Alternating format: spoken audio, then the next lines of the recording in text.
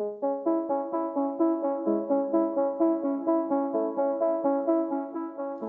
I'm James Davis. And I'm Claire Davis. We're the Midlife Mentors, here to lift the lid on how to achieve health and happiness. The balanced, no-nonsense way.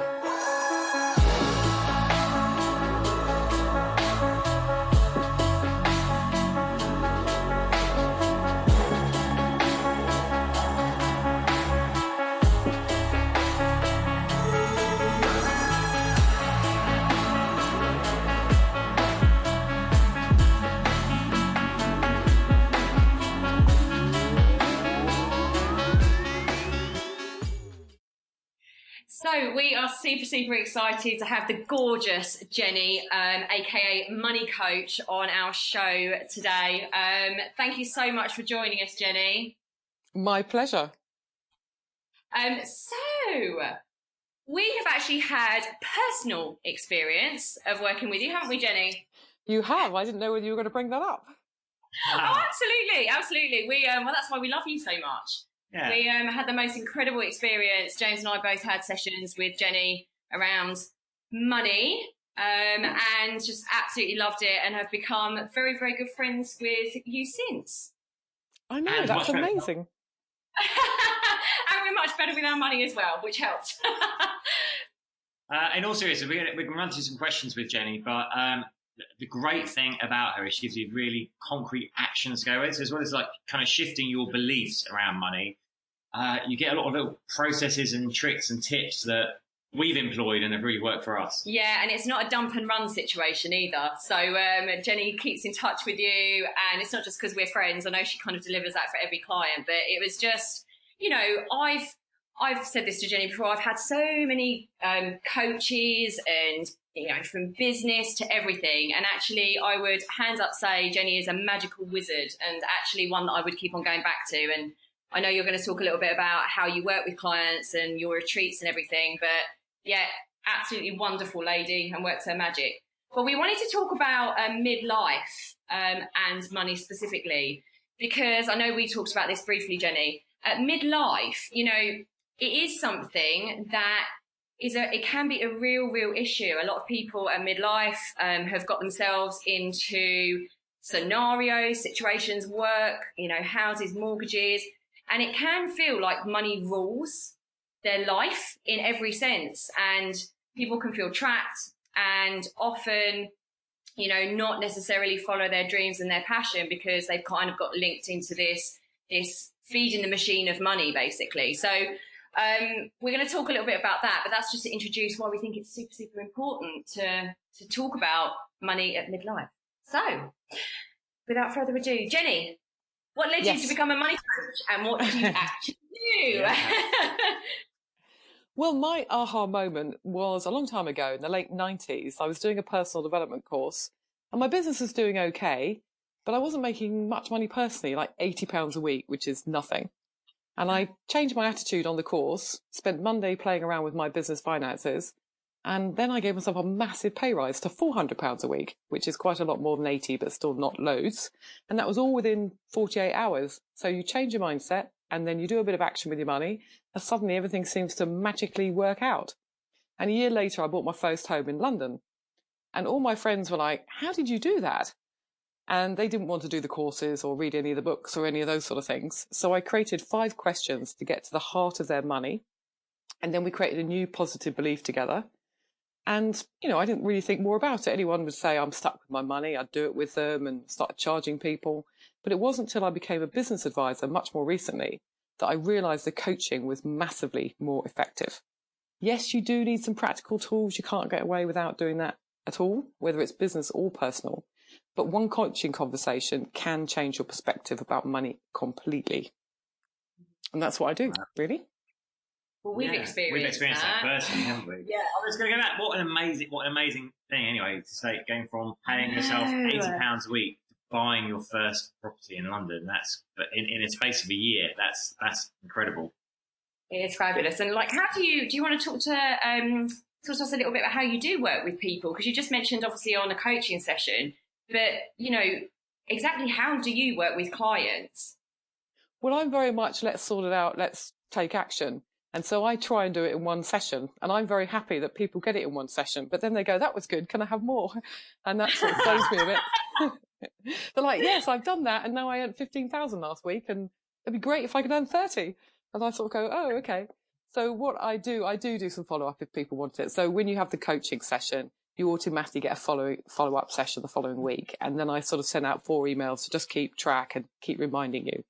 But I do, if people insist, I will give them more coaching. But what I've done is created a money retreat so that people can come and just kind of immerse themselves in that kind of money conversation. Because we do courses and lots of other things. I mean, I know you do much longer retreats, and I think, it's a long time. I think a whole day on money is quite enough for people at this stage. And so you do a day on money, and it just, it's training that we don't do anywhere else. Because I will do the practical stuff, but I'm not a financial advisor. My background's a business advisor. So it's all about making you money, enjoying what you have, and, taking that back into your life so that you come talk to me, go into your life, change what you were doing, feel happier about money, and off you go. Which I think is a brilliant idea. Because, it's something we're not really taught. I guess most people aren't taught at school. Like we know about the concept of money, but you're never given lessons in like how to manage it or, all that kind of stuff. It's quite interesting. It's because there isn't a right way to manage your money. I'm sure maybe lots of financial advisors would disagree, or accountants, but they're very particular people and they have very particular skills. And I work with a lot of artists and creative people and musicians, and they're not necessarily the kind of people who are going to sit down and do a budget, which is what they always tell you to do. And the other thing is, what I find is no matter how good you are at doing your money. So I do work with some people who are very good with their money. I did have an accountant actually recently, and he didn't tell me he was an accountant till halfway through the consultation. And he confessed. I know, but the funny thing is he came to me for practical advice about money, and I said, I don't really do that. I do your relationship with money. That's what I'll work on. And then if you've got any practical questions, we deal with it. And halfway through, and he went, yeah, okay, Jenny, I'm an accountant. And I've just kind of went, oh, okay. But he just got himself into a bit of debt, and he was just very angry because his dad had forced him to become an accountant, and it was his way of rebelling. So he earned loads of money, but when it came to his own finance, he just did everything you shouldn't do because he was going, I don't want to be an accountant. Wow. Well, it's interesting when having just experienced your coaching session, and honestly, it was, this anyway, but it was an absolute, completely phenomenal experience. Just my reaction to certain things that you do, I won't go into too much detail, but just some of my reaction. I remember, obviously, one of your tactics, and I just remember kind of thinking, oh my goodness, she's really pushing my buttons here. Really pushing my buttons. And then obviously that's what I needed. And you're kind of really getting into the beliefs, the patterns, why you think and feel a certain way about money. And you saying about kind of people coming back again and again, that's why James and I were absolutely gutted that we weren't around for your money retreat, your one-day money retreat, because I don't think with all this stuff you can ever know too much. It's a constant learning, isn't it? And it's a constant growth thing. So yeah, it is actually. And the more you grow, the more you enjoy, managing your money. I've got, I know you didn't really like spreadsheets, and now you kind of much more into them. She's getting better, Jenny. She's getting better. I know. Yeah. I do. I can't believe I'm saying that out loud. But I don't mind a spreadsheet now. I don't get hot, sweaty, and run in the opposite direction. So number 2. Yeah, so you've talked there about relationship with money. In your experience, what do you say leads people to have difficult relationships with money? And do you ever see any common themes reoccurring? Yes. So without a doubt, what we learnt growing up comes up 90% of the time. If it's not that, it's something significant that's happened. So somebody might be going along really well in life, then something happens and that throws them off. And there are a few other things as well, but generally it's what we learned growing up. And what's particularly fascinating is different people everyone has such a unique view on money. So we all have our own unique relationship with money based on what we learned growing up, what our skills are, what our attitude to life is generally. And I'm fascinated, I know it's me, I'm fascinated by this, but siblings can have completely different responses to the same situation of something that happened at home. So yeah, that's what you grew up with. but it's so easy to change once you realise it. So I had a wonderful client who got to 40 and said, I'm terrible with money, I'm going to sort it out now. And that wasn't me, by the way, people. No. Somebody else. I before 40. Yeah, no. Confidentiality is obviously a key with this kind of industry. I'm joking. But it turns out she got told all her life she was terrible with money by her mother. And I said, when did it start? And she said, well, she took cash out of my piggy bank. And I'm sure lots of parents have done this. But what her mother did, which I thought was particularly harsh, is she shouted at her 3-year-old and blamed her for not having enough money in the piggy bank. Wow. That's quite harsh, isn't it? And apparently her mother's still like that and blaming her. And her mother's like, well, we paid for your clothes when you were a child. You know, you should be paying us back and buying our clothes now. So, you know, wow. It's a very different perspective on money than we have generally. And so what she identified is actually she's great with money. She's got no debt. She's got savings. You know, she was doing fine. And so then I always talk about how to make more money, because generally people want more money, even if they don't phrase it that way. And she said that she wouldn't take promotions at work because more money meant more hassle. And she realised that came from her dad, because her dad was saying, well, if you earn more money, you can give us some. So she was like, I'm not earning more money. And then she decided, yeah, she could earn more money, but, you know, not tell him, actually. Wow, it's so interesting, isn't it? It's so fascinating how these things can shape our relationship. And completely unaware as well that that's what's happening. That's what's interesting, is because we don't talk about money, we just don't look at these things. You know, if you talk about money, you'll realise other people are so different. Yeah. And I think also, like, what, you know, it does, because people don't talk about money, because it's not. Also, it's that stiff upper lip, isn't it, with the Brits as well. We don't really talk about money, and we don't share our thoughts and our fears around money. And also, it can lead to a lot of relationship problems as well. But if actually we just kind of learn these things about ourselves and where they might have started from and developed from, I suppose we have more compassion for ourselves and an ability to talk about it openly and communicate. Definitely. I think relationships it's a very popular problem in relationships, and talking about it is definitely the way to go. But people are different. So some people are spenders and some people are savers. And if you're a saver, you're never going to feel comfortable with your partner putting things on credit cards. And if you're a spender, you're going to be like, well, why keep all that money in our savings account when we could go and have a wonderful holiday? So they're never going to agree. So it's about keeping both parties happy enough and taking, you know, so both parties have their needs met. And then you find a middle road on what you spend your money on. And I always advise that everyone has their own little emergency fund, whether you're male or female, but you've got your own little emergency fund of your money that you can do what you want with, and that you keep separate, you know, in case, well, you talked about divorce, didn't you, a couple of weeks ago? So yeah, absolutely. It's good to have a rainy day fund, definitely. And obviously we are the Midlife Mentors. We'd love to know why you think, Jenny, you know, it can be such a touchy subject at midlife. What's your thoughts on that?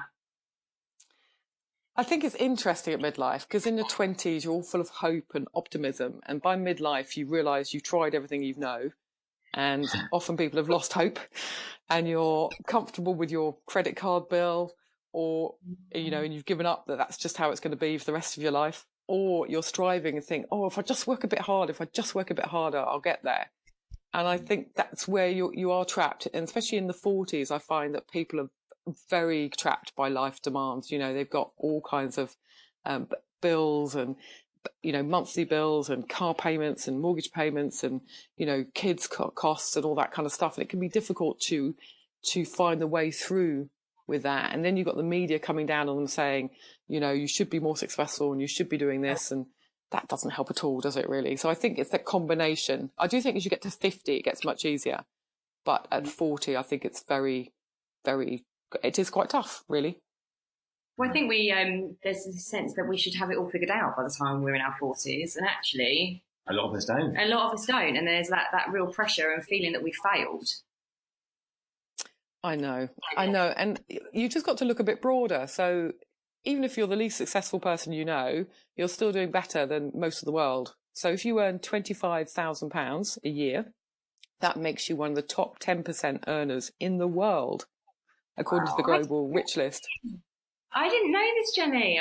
That's an amazing fact, actually. That puts it into perspective about what we do have rather than what we don't. Exactly, because you always look at people who've got things you haven't got, as opposed to the things that you have got. You know, we're always looking up going, oh, I wish I had that, and I wish I had that. There's a great quote from the Harvard professor Tal Ben-Shahar, from his book Happier. And he says, human nature craves growth, which in money terms is we always want more, we want more. But happiness comes from appreciating what you have. And that's where gratitude comes in, which I know you guys are big fans of. So it's kind of, if you can be grateful for what you have and then look at what you want more and do it more consciously. But gratitude is a wonderful one. It kind of just reminds you that you've got a roof and you've got food and you're not going to starve tonight. You're not sleeping under the railway station, you know? I know, and that level of being like present in your own life. Gratitude brings a sense of being present in your life, and actually not always. You know, we're talking about money and wanting to earn more money and things like that, but actually just appreciating the money you do have makes you present and, able to lean into joy a little bit more. Yeah, something working with clients a lot is working on gratitude lists and rituals around gratitude. It doesn't even have to be money or wealth related, you know, just be grateful for, for your health, whatever. Where you are right now. Definitely. And in fact, a lot of your fitness stuff works for money as well. Yes. They say your health is your wealth. And actually, you know, I always say this to clients. I've read so many books on this, but about, you know, the millionaires and the lifestyle they lead and what are some of the common themes with the millionaires. And one of the things that they all pretty much all say is they have a morning ritual. They put in the reps with their mindset, you know, gratitude, all that kind of stuff. But they also put the reps in with exercising and moving their body and eating well. So it's a real common theme with wealthier people that they set that time aside and kind of really ensure that they keep that up. Yeah, definitely. What are some of your ways that you suggest people can overcome or shift their limiting beliefs around money? The first one is probably get out of denial. So lots of people run around with the hands over their ears going, la, la, la, la, la, I don't want to do it. I've never done that in my life, obviously, Jenny. No, never done that. So, yeah, it makes me sad when I hear people, you know, on the train or just kind of worrying about money and fretting about money and complaining about money. And it's like, please don't do that. Just save all of that time and take one action. Anything. I don't care what it is. Just start where you are. You know, from looking at your bank account or, you know, on your relationship side, write a letter to money. Journaling or writing down your stream of consciousness is a really effective way to interrupt old money thoughts. And amongst many scientific benefits of journaling, creating unexpected solutions is my favourite for money. I have a template on my website, or just use a blank sheet of paper, but take one action and then forget about it. I try and have money day on the first of the month. And so you do everything money related on that day. And then you can just enjoy, you know, 29, 30 days of not worrying about money for the rest of the month. That's a great tip. And we still do Financial Fridays. We do Finance Fridays. Finance Fridays. And also that letter to money, my goodness. Before our session, doing that. It is a really powerful tool. That brought up a lot of stuff. Go to Jenny's website and download the template and do that. Yeah. Actually, Jenny, do you just want to take this opportunity to shout out what your website is while we're talking about your website? Absolutely. So my website is iexplainmoney.co.uk. So iexplainmoney.co.uk. And the letter on the website is designed to take you through from coming up with a problem to a solution, so you feel better about money after reading it. The letter I asked Claire and James to write is about bringing up old money beliefs so that when you come for coaching, they're all right there in your head. Yeah, absolutely. And one of the things we've talked about as well before is about giving yourself permission. Do you want to just kind of expand on, because that's another one of the tips that I know that you have spoken to us about, is giving yourself permission. And we love this. Definitely. I mean, I think we all want to be the person who earns, you know, millions working 4 hours a week. And, you know, let me know how you get on with that, because I'd love to hear how to do it so I can teach everybody else. But most of the time, we just don't give ourselves permission. So I had a man, this is very common with people who associate with being working class. So I had a man who earned £2,000 a month his whole life. His colleagues were earning over 100,000, and he was very, very fed up. When I asked him, how much are you allowed to earn? He said, £2,000. Otherwise, it would be immoral. And then he went, oh, that's why I'm stuck at this level. I can hear my dad talking to me. He's a real working class man from Manchester. And he goes, but I've got family support and things have moved on, and I said to him, well, you do this. Why don't you do that? And he was like, what? I never thought of that, but that will earn me thousands. I was like, yes, absolutely. And now he's earning £80,000 because he gave himself permission. Oh, awesome. I love that. It's like, it's giving yourself permission to be the person that you deserve to be, basically. It's like when I work with clients, it's giving them the permission to step into the health and the body that they... And knowing your value. Yeah. Yeah. Self-worth and all that sort of stuff. So, Jenny, just on our last little question for you, what would you say some of the benefits of shifting your thoughts around money are? Well, stop worrying, just that whole peace of mind is just totally underestimated, really. Spend an hour on your money and then just not worry about it for a month. No worries. Yeah. That's the short answer. I mean, midlife, we tried everything. But I just think people underestimate what's possible. When you get to 50, you've got 20 years still to live the dream, to think about what you did in your 20s and 30s, all the things you accomplished, all the adventures you have. You've got 20 more years to do something you love, travel, write the book, start the business. But you've also got all your skills, wisdoms and assets you've built up. There's no age limit to making money. So I think it's just about kind of realizing that there is more possible, and it's not about working harder or giving yourself a hard time. It's about seeing the route through, finding the answers in yourself, and then taking the actions.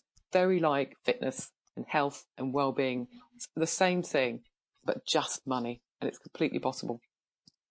Oh, I absolutely love that. And that is why we love Jenny.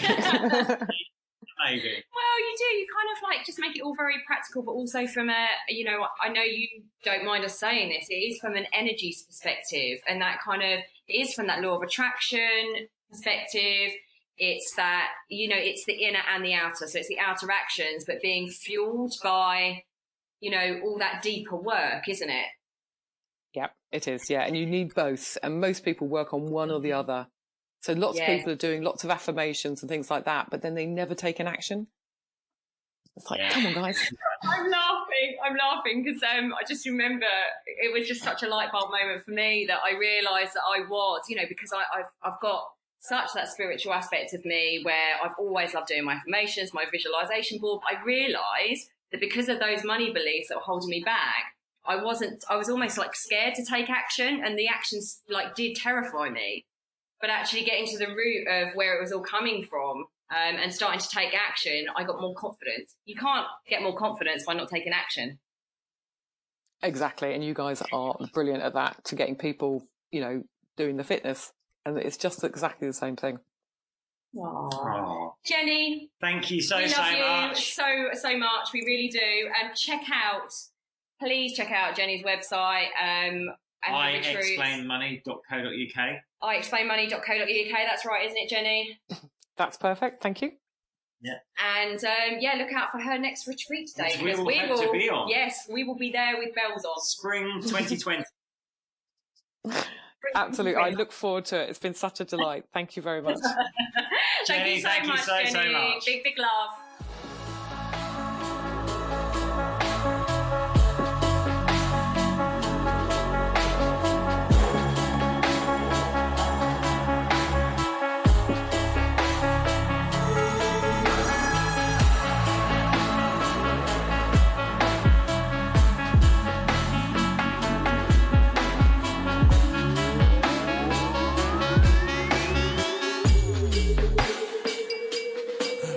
Yeah. You've been listening to the Midlife Mentors with Claire and James Davis. We'd love to hear from you. So drop us a line at info@themidlifementors.com with any questions or topic suggestions. And make sure you join us on our Facebook page and YouTube channel. You can find us under the Midlife Mentors. Yeah.